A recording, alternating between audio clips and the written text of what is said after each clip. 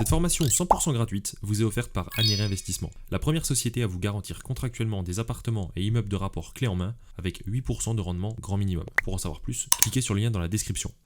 Bonjour à tous et bienvenue dans la vidéo 11 de cette formation. Dans cette vidéo, je vais vous parler de manière générale des plus-values des particuliers et dans la vidéo 13 de cette formation, on se concentrera sur les plus-values en déficit foncier et je vous parlerai également dans la vidéo 14 des plus-values en LMNP. Le but de cette vidéo aujourd'hui, c'est de vous initier au fonctionnement des plus-values parce que c'est très important quand vous investissez de savoir comment vous allez être taxé et à quelle sauce vous allez être mangé le jour où vous allez revendre. Comme ce sont des spécificités pour le déficit foncier et que j'ai aussi un point et des choses à vous dire sur les plus-values en LMNP, ce sera deux vidéos séparées. Je vous laisse profiter de la vidéo et ensuite, dans la vidéo 12, donc la suivante, je vous parlerai donc des plus-values des personnes morales. Je vous dis très bon visionnage et à très vite.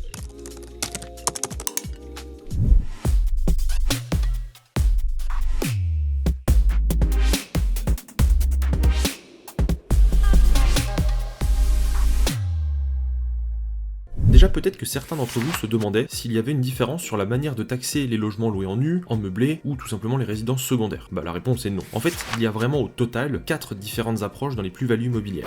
1. Les résidences principales, dont les plus-values ne sont pas taxables du tout. Alors je fais simplement une petite parenthèse, parce que parfois les personnes me demandent si on retourne en vivre quelque temps dans leur logement, ça peut être considéré comme leur résidence principale, et donc échapper à la taxe sur les plus-values. La réponse est oui, mais toutefois attention, parce que même s'il n'y a pas de durée de vie minimum pour que le logement soit considéré comme une résidence principale, vous devez pouvoir prouver que votre vie, votre quotidien, et que vos activités étaient bien dans cette résidence, et qu'il s'agissait bien d'une résidence principale, et non pas simplement d'un logement où vous êtes parti une semaine ou deux. En gros, il faut recevoir son courrier là-bas, si vous faites du sport, par exemple avoir un abonnement, une licence dans un club local, faire ses courses dans les supermarchés locaux, etc. Vous avez compris, donc en cas de doute, l'administration fiscale peut demander à vérifier s'il s'agissait bien de votre résidence principale au moment de la vente. À ma connaissance, la dernière jurisprudence qui a fait foi, c'était un couple de retraités qui ont vécu 2 mois seulement dans leur résidence avant de la vendre et ont échappé à une taxe sur la plus-value énorme. Évidemment, l'administration fiscale n'a pas pu s'empêcher de mettre son nez dedans, et au final, ce sont le couple qui a eu raison parce que ça a été tranché en cours d'appel et ça a été reconnu comme une résidence principale. C'est la dernière jurisprudence et c'est celle qui fait foi. La deuxième approche, ce sont les résidences secondaires. C'est celle dont on va parler dans la vidéo. Alors ça peut être les biens locatifs détenus en location nue, les biens qui sont loués en location meublée non professionnelle, ou simplement votre maison de vacances. J'insiste bien sur le fait qu'il faut être non professionnel, parce que si vous êtes professionnel, ça nous amène à notre troisième cas, donc les fameuses plus-values pour les loueurs meublées professionnelles. C'est-à-dire donc pour les personnes qui possèdent un bien en meublé en nom propre, mais qui n'ont pas le même régime que les loueurs meublés non professionnels sur les plus-values. Et c'est bien pour ça que c'est vraiment moins avantageux d'être loueur meublé professionnel dans la majorité des cas. Si vous souhaitez connaître les différences entre les LMNP et les LMP, vous pouvez regarder les vidéos dédiées au sujet sur ma chaîne. Quatrième cas, les plus-values des personnes morales. Donc là, on parle bien des plus-values réalisées en SCI LIS, en SARL, en SAS ou toute autre personne morale. Dans cette vidéo, on va s'intéresser, comme vous l'aurez vu dans le titre, aux plus-values sur les résidences secondaires nues et meublées non professionnelles. Alors avant de commencer et vous expliquer les taxes à payer sur la plus-value, tout d'abord il faut savoir calculer la plus-value. Alors la plus-value, c'est la différence comptable entre le prix de revient et le prix de vente net. Alors souvent on tend à schématiser en disant que c'est la différence entre le prix de vente et le prix d'achat, mais c'est pas tout à fait ça. Lorsque vous allez acheter un bien, vous allez payer un prix au vendeur. Peut-être des frais d'agence, si le vendeur passe par une agence, des frais de notaire et peut-être des travaux. Ça définit votre prix de revient. Ensuite, le prix de vente net, c'est le prix de vente minoré des frais requis pour la vente. Par exemple, le coût des diagnostics obligatoires, le coût des frais d'agence si vous passez par une agence, les frais Le Bon Coin si vous vendez tout seul et que vous sponsorisez l'annonce, etc. Maintenant que ça c'est clair, vous devriez être en capacité de calculer votre plus-value taxable. Cette plus-value, elle est comme les revenus du patrimoine, elle est taxée 2 fois. Une fois à l'impôt sur le revenu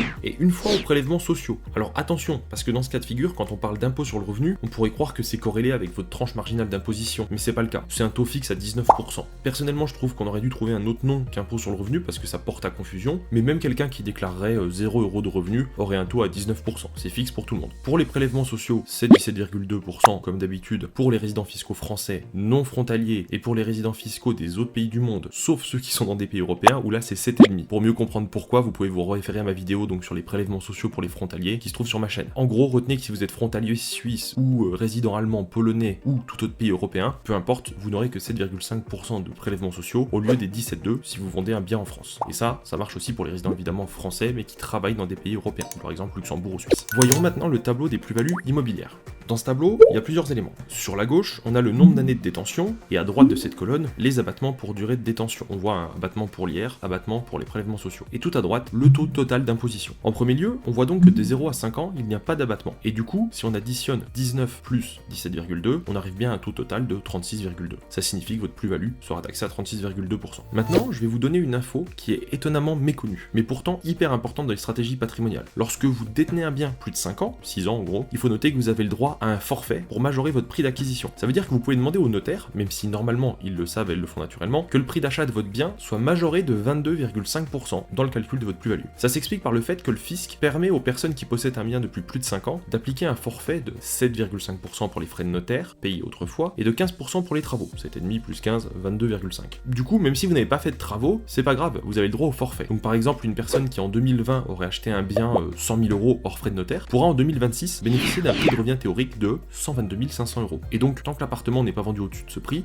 il n'y a pas de plus-value taxable. Moi, je trouve ça important de le savoir parce que parfois les gens ne savent pas et vendent un bien au bout de 5 ans et demi, alors qu'en attendant 6 mois de plus, ou un an par exemple, ils auraient pu donc du coup profiter avec cette méthode d'échapper à la taxe sur la plus-value. Revenons-en maintenant à notre tableau. On voit bien qu'en fonction des années, il y a des abattements supplémentaires. Pour être totalement exonéré, il faut attendre 30 ans de détention, et si par exemple vous vendez au bout de 20 ans, on voit qu'il reste 14,8% de taxe sur la plus-value. Donc il faut quand même effectivement être patient pour que le taux diminue vraiment. Si vous souhaitez connaître les méthodes pour être exonéré de plus-value, je vous invite à regarder la vidéo dédiée à ce sujet sur ma chaîne. Merci à tous, et je vous dis à très vite pour une prochaine vidéo.